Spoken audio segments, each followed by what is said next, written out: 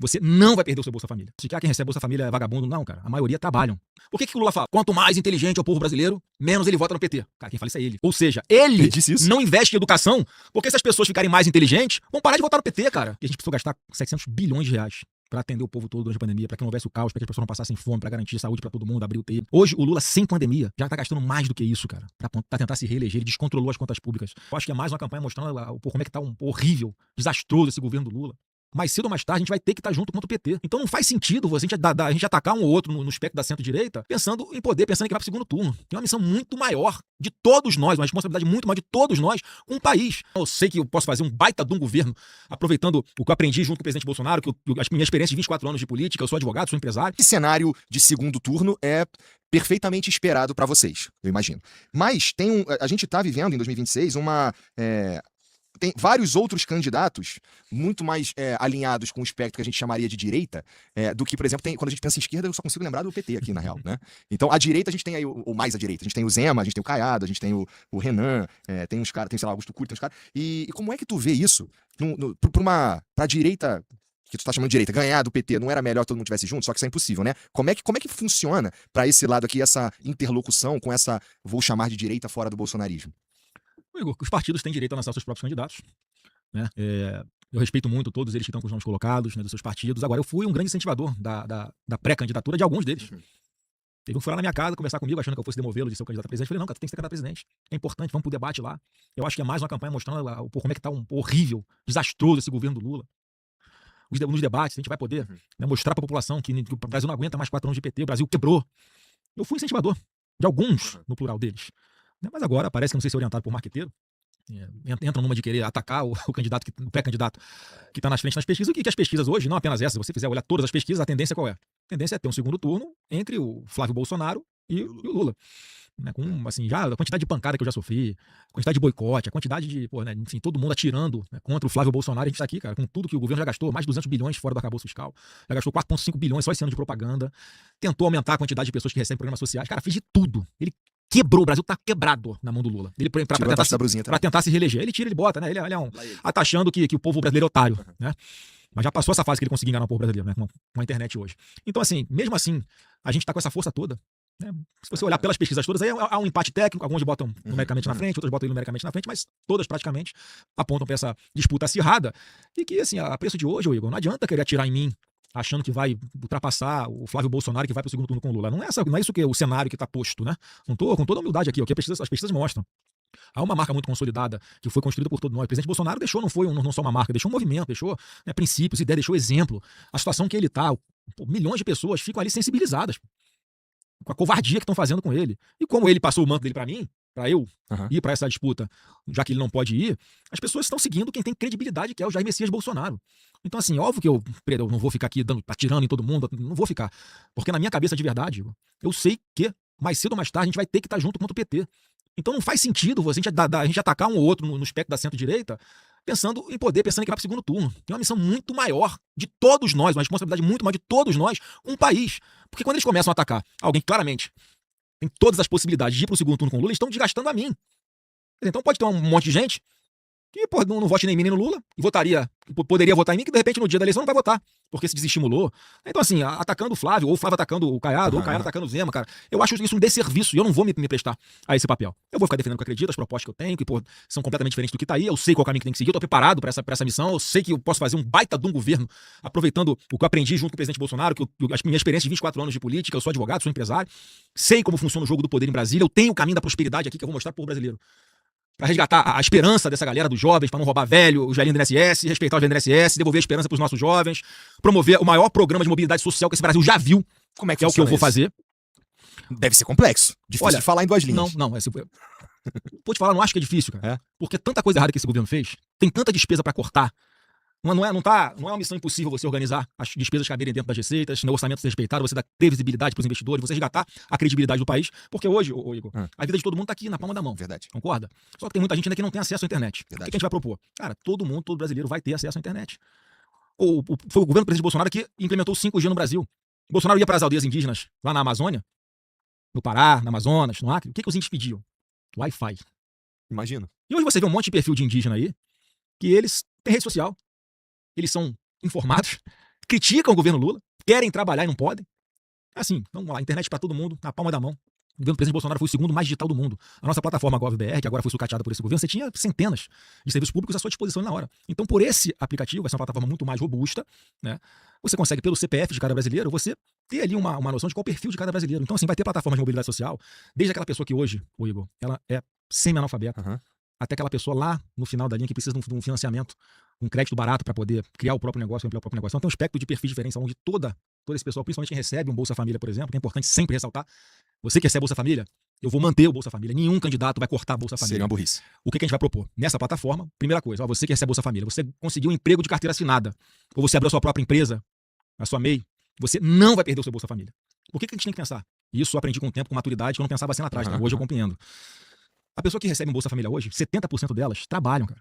Então esse negócio de que quem recebe Bolsa Família é vagabundo, não, cara. A maioria trabalham. Uma função, um trabalho informal. Até pra não perder. Mas esse cara já passou fome, essa mulher já passou fome uma vez na vida. Aquilo é estabilidade, 600 reais é estabilidade da pessoa. Mas o Bolsonaro é que deu 600 reais.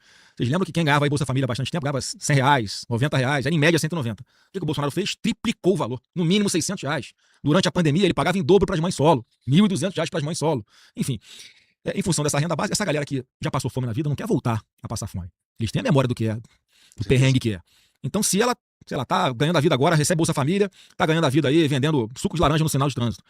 Se ela por acaso sofre um acidente, não pode trabalhar, cara, ela não vai ter mais aquela renda dela principal. Vai voltar pro Bolsa Família. A gente tem que entender que essa pessoa não pode voltar àquela situação de miserabilidade que ela tinha antes de receber o Bolsa Família. O Estado tem que abraçar essa pessoa. Agora, por essa plataforma, essa pessoa vai poder ter acesso aos serviços públicos e vai ser mais ou menos assim, para simplificar. Vamos supor, a pessoa precisa de um curso de qualificação. Ela vai ter nessa plataforma e ela vai ganhar um cashback. Ela vai ganhar um incentivo dentro desse aplicativo. Ou você tendo com seu cartão de crédito. Quando você mais usa, você tem um cashback, né? Você usou seu cartão. Você pode comprar determinado produto com os pontos que você fez. Você pode resgatar em forma de dinheiro os pontos que você fez. Você pode pagar uma parte da sua fatura do cartão de crédito. Por que o pobre não pode ter isso na plataforma digital? Não, vamos dar. Então, se ele fez um curso de qualificação, toma aqui um cashback para você se estimular a fazer esse curso de qualificação. Se você recebe 600 reais de Bolsa Família, você só gastou 500 reais nesse mês, você economizou 100, o governo vai te dar mais 100, já que você economizou 100, toma aqui mais 100, para você começar a ter educação financeira. Até chegar um ponto lá no final, no perfil lá na frente, se você quer uma manicure que quer formalizar o seu próprio negócio e não sabe como, ela vai saber como fazer nessa plataforma e ela vai ter um microcrédito ali aprovado nessa plataforma, a juro baixo, para ela poder caminhar com as próprias pernas, para parar de depender do governo. Então, assim, eu tô muito rapidamente tentando explicar como é que seria isso, porque não é difícil de fazer. Nós já fizemos alguns contatos sobre quanto seria dar internet de graça pelo menos para as pessoas que recebem ali os programas sociais, o BPC ou Bolsa Família. Cara, fica em torno ali de 2 bilhões de reais. 2 bilhões de reais. Isso perto do orçamento que a gente tem trilionário é nada, cara. Esse programa de 5G que eu falei que o Bolsonaro levava internet para as aldeias indígenas foi o Elon Musk que deu internet a satélite para essa galera toda pro governo de graça, cara. Porque a gente botou em várias escolas públicas, em unidades públicas de saúde, em aldeias indígenas. Tem gente que quer fazer o bem e o Estado tá aqui para isso, para incluir essas pessoas. E é isso que a gente vai fazer. Por que o Lula fala? Quanto mais inteligente é o povo brasileiro, menos ele vota no PT. Cara, quem fala isso é ele. Ou seja, ele não investe em educação, porque se as pessoas ficarem mais inteligentes, vão parar de votar no PT, cara. Olha, eu concordo que as pessoas ficando mais... Eu gosto disso que você falou aqui, não é pra puxar o saco, mas é legal, porque eu realmente acredito que a gente tem muitos problemas fundamentais na sociedade brasileira que só serão resolvidos a partir do momento que eles soltarem a mão do Estado, do governo, ou o Estado soltar a mão das pessoas. Então, ir trabalhar, mas soltar a mão não é abandonar, tá? É tipo, irmão, vai lá trabalhar, vai lá viver, vou parar de atrapalhar você, vou te ajudar. Toma aqui, eu vou te educar. Educar a sociedade é o maior ato revolucionário do Estado. Você concluiu o seu ensino médio, pô, tu vai ter um cashback aqui, né, pela plataforma do governo, que você vai ser remunerado por isso. E assim tem que ser. Por outro lado, eu vou ter que confessar, Flávio, desculpa, não, mas é que eu duvido, meu irmão, vocês não gostam de educar o povo. Você tá enganado, cara, você tá enganado. É por isso que eu assinei uma PEC pra acabar com a reeleição pra presidente da República, cara, porque eu vou investir no que tiver que investir. Eu vou tomar a medida que tiver que tomar pra libertar essa galera. Tá, por exemplo, como é que eu vou implementar isso aqui? Qual que é o banco popular hoje, o banco que o pessoal mais recorre, principalmente quem tem a renda mais baixa? É a Caixa Econômica Federal, não é? Pode escrever, a Caixa Econômica Federal vai ser o Itaú da periferia, ou o Itaú da favela no Rio de Janeiro. Por quê? Vai ser o banco que vai estar lá presente, o banco de luxo para essas pessoas. Saber que é um banco que já implementa muitas políticas públicas, foi por intermédio da Caixa, por exemplo, que a gente pagou o auxílio emergencial lá, né, o Bolsa Família, direto da conta do governo para a conta da pessoa física. A gente quebrou os intermediários, Igor. Como é que a pessoa conseguia se inscrever no BPC, por exemplo, antigamente? Tinha que ir lá no CRAS, na prefeitura, tinha que ir lá pedir pra um vereadorzinho lá da cidade pequena, pô, vereador, bota meu nome aí, que é meu galho, que já perdi um percentual no meio do caminho pro vereador, pro prefeito, já tinha taxa de não sei o quê. Agora, cara, foi direto, do menos Brasília, mais Brasil. foi direto pra conta da pessoa que antigamente era invisível. A gente incluiu mais de 40 milhões de pessoas que eram invisíveis pro setor público, Igor. Como? As pessoas foram bancarizadas. Foi daí que veio o Pix. O Pix foi criado no governo Bolsonaro, logo para poder viabilizar, ali logo quando a gente começou a enfrentar a pandemia, logo depois, para viabilizar que as pessoas recebessem diretamente na conta. Então as pessoas se bancarizaram e criaram a chave Pix. E foi assim que o presidente Bolsonaro conseguiu fazer o maior programa de distribuição de renda do mundo, cara. Do mundo. E hoje, o governo atual, e a gente precisou gastar 700 bilhões de reais para atender o povo todo durante a pandemia, para que não houvesse o caos, para que as pessoas não passassem fome, para garantir saúde para todo mundo, abrir UTI. Hoje, o Lula, sem pandemia, já tá gastando mais do que isso, cara, para tentar se reeleger. Ele descontrolou as contas públicas. A gente pegou o Brasil aqui com a dívida PIB, uma relação de dívida PIB de 75%. Veio a pandemia, cara. A gente devolveu, passou o governo com essa relação de dívida PIB de 71%. O Lula já tá chegando em 81% de novo. O que significa isso, cara? Significa que o Brasil tá quebrado, o Brasil tá ficando inábil, o Brasil pode ficar insolvente. É igual quem tá em casa nos assistindo. Se você começa a dever muito dinheiro, você deve 80% da sua renda, não vai sobrar nada pra você comer. Você não vai conseguir pagar sua conta de água, sua conta de luz. Que é o que tá acontecendo. 80% das famílias brasileiras endividadas. Porque acontece, ó, vamos tentar ser bem objetivo, Igor. Por que você que tá me assistindo, você tem uma dívida, você não consegue pagar? Esses juros aí... Por causa dos juros altos, né? Por que o juro no Brasil tá tão alto assim? Porque o governo gasta loucamente, de uma forma irresponsável. Aí você tem que subir a taxa de juros, né, para evitar que venha a inflação. Como é que é a situação real do Brasil hoje? A inflação chegou, o governo tá gastando pra caramba, a taxa de juros tá lá em cima, e a sua dívida, ela é corrigida, atrelado, com base nessa taxa Selic que hoje tá na casa de 15%, cara. A sua dívida tá impagável. Por que o agro hoje tá passando dificuldade? Porque no governo do presidente Bolsonaro eles podiam pegar um financiamento ao juro baixinho. A taxa de juros no Brasil com o Bolsonaro chegou a ser abaixo de 2% ao ano, Igor. Hoje tá 15% ao ano. Então as pessoas se endividaram, tinham condições de pagar, aí chegou a pandemia e tal, chegou o governo atual de descontrole total. As dívidas foram sendo corrigidas por essa taxa altíssima. Então, o governo Lula, ele enrolou todo mundo em dívida, cara. Aí ele vem com esse programa Mequetrefe aí dizendo que desenrola. Um cara que faz 2 desenrola. Em 3 anos, irmão. Aquele cara que te enrolou, ele não vai te desenrolar. Ele vai te enrolar ainda mais. Vai precisar de outro desenrola. E a gente só vai conseguir ajudar essas pessoas que estão endividadas hoje, equilibrando as contas, reduzindo a taxa de juros, resgatando a credibilidade, a confiança dos investidores, para que eles possam fazer investimentos aqui, gerar empregos que paguem bem, para a pessoa se planejar e conseguir ser a dívida. Não vai ser fácil. Mas não tem mágica. É assim que a gente vai ter que fazer, dando o exemplo. Então, hoje o brasileiro, mais de 80% das famílias estão endividadas, não estão conseguindo pagar suas contas. Ô, Igor, você já entrou no iFood aí, cara? Direto, né? Eu peço iFood direto também. Se tu olhar aí, cara, o iFood oferece parcelar uma pizza em 6 vezes, cara. É porque tá geral no osso. Tá geral endividado, um troço que tu vai consumir, porra, eu levo... O que é isso aí? Eu levo 10 minutos, pois eu vou falar aqui, eu levo 10 minutos pra consumir uma pizza. Né? Você deve levar 5, né? Eu sou muito, porra. Eu tenho amigos. Então, assim, uma coisa que você vai consumir na hora, você vai levar 6 meses pra quitar aquela dívida, cara. Porque as pessoas não estão conseguindo pagar, então o iFood tem que oferecer facilidade pra poder vender, senão não vende. Então, isso aqui, na verdade, eu tava esperando você começar a falar pra eu pescar quais são os produtos aqui pra comparar como é que era lá em 2019 com o presidente Bolsonaro o preço e quanto é que tá agora. Pô, mas aí também tu pegou o aniversário Guanabara, né, meu irmão? Aí vai ser preço baixo, é o nosso mercado, né? O mercado, pô, tem tudo no Guanabara. Salve pros amigos do Guanabara e pros amigos que vai lá no aniversário do Guanabara, especialmente pra porque vocês. assim, você vê que aniversário do Guanabara, pô, toda semana tem aniversário, é impressionante. A gente faz aniversário uma vez no ano, eles fazem toda semana. Aí, sei lá, vamos pegar uma coisa aqui. Deixa eu ver uma coisa que tem nas duas. Ué, picanha acho que é uma boa, viu? Mas porque assim, os caras prometeram aqui, picanha pra nós aí, não sei se chegou, pra ser sincero. Ó, aqui tá muito pequena, mas vamos lá. Tem um café Pimpinela aqui, ó. Café Pimpinela, novembro de 19, governo do presidente Bolsonaro, já é um ano de governo. R$7,98 café Pimpinela. Aí quanto é que tá agora com o Lula? Pô, R$28,90. Porra. Cara, é vezes 3, né? É vezes 3. Eu não vou ter... A inflação dos produtos básicos aqui, ô Igor, não é essa inflação oficial que eles colocam aí pra... não. Mas assim, pra ser totalmente honesto, eu não sou especialista a ponto de dizer que uma coisa é por causa da outra. Eu sei que tem questão de safra, questão de não sei o quê. E aqui a gente entra, inclusive, num ponto que tu tocou, que tem a ver com o agro no Brasil. E o agro, sei lá, talvez um dos negócios mais importantes do Brasil, no fim das contas.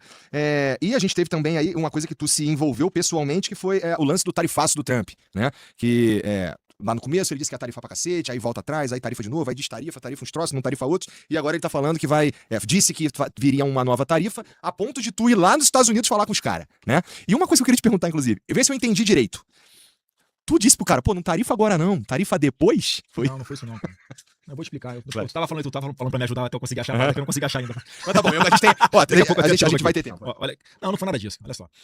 O Lula cavou o pênalti com muita força, cara. Ele almejou essas tarifas aí a todo custo, né? Porque ele acha que ele, conseguindo a tarifa pro Brasil, ele tentou, conseguiu, ele conseguiria ter um efeito eleitoral a favor dele sobre isso, né? Porque lá atrás, né? Quando eu vi, o Eduardo nunca trabalhou pra tarifar o Brasil, ele levava informações pro governo americano, pelos critérios dele, se fossem, lembra, botar o Magnício no Alexandre de Moraes e tal. Aí o cara veio o Trump é um cara que ninguém tem controle sobre ele, é um cara que tem uma imprevisibilidade que é o senso comum. Perfeito. Aí ele foi, meteu a tarifa, e a narrativa do governo foi: o Eduardo botou tarifa no Brasil. Não foi mentira. O Eduardo nunca tentou impor tarifas aqui, trazer tarifa pro Brasil. De lá pra cá, durante o governo Lula, foram mais de 62 vezes que o Lula ou xingou o Trump, ou falou, deu pancada nos Estados Unidos. Ele provocou o tempo inteiro pra poder o Brasil ser tarifado. Aí o que eu fiz? Cara, eu tô vendo aqui que, tecnicamente, os caras vão meter mais uma tarifa de 25% no Brasil. Vou me inscrever, era uma audiência pública de um órgão lá, o chamado USTR, né, que é a Câmara de Comércio lá Internacional dos Estados Unidos, que é aquela que ia preparar um parecer e falar pro Trump, ó, somos a favor de tarifar ou somos contra tarifar pro Trump decidir. Uma audiência pública. Cara, eu me inscrevi. Foi lá falar. Fui lá falar, eu tinha 5 minutos pra falar, apresentei uma defesa técnica grande, foram dezenas de páginas de defesa técnica, mas nos 5 minutos pra falar, falei um pouquinho da parte técnica e falei um pouquinho da parte eleitoral. Porque o Trump, a gente tem que entender o que ele é sensível. Se ele é sensível ao Brasil, ele tá lá bravo com o Lula, que o Lula ataca os Estados Unidos toda hora, defende que o dólar deixe de ser a moeda padrão de comércio internacional. Se ele faz gesto pro Irã, manda o Alckmin pra posse lá do ditador do Irã. Se o Trump ataca Israel e defende os terroristas, pô, esse é o Lula, a imagem do Lula perante o mundo. Então você acha que o Trump olha pra cá e enxerga um país que pode melhorar suas relações comerciais? Não, ele acha que tem um presidente da República que é anti-americano. E é verdade. Eu fui pra lá e falei o seguinte, olha, a gente vai ter eleição daqui a pouco. E o Brasil vai passar, a partir de janeiro de 27, a ter um presidente da República que vai sentar de igual para igual aqui, vamos negociar, vamos fazer os maiores acordos comerciais da nossa história. O Brasil tem segurança alimentar, tem segurança energética para oferecer ao mundo. Nós temos diversas coisas aqui que podem interessar os Estados Unidos e vice-versa. Vamos sentar e ver o que é melhor para o Brasil e para vocês, sem tarifa sobre a mesa, espera só um pouquinho. Foi a minha tentativa de sensibilizar o cara. Então, assim, era a arma que eu tinha, não foi para de eleição. Porque, assim, independente do resultado da eleição, cara, se eu conseguisse isso, ou eu ou o outro candidato, vai ter que lidar. Vai ter que lidar.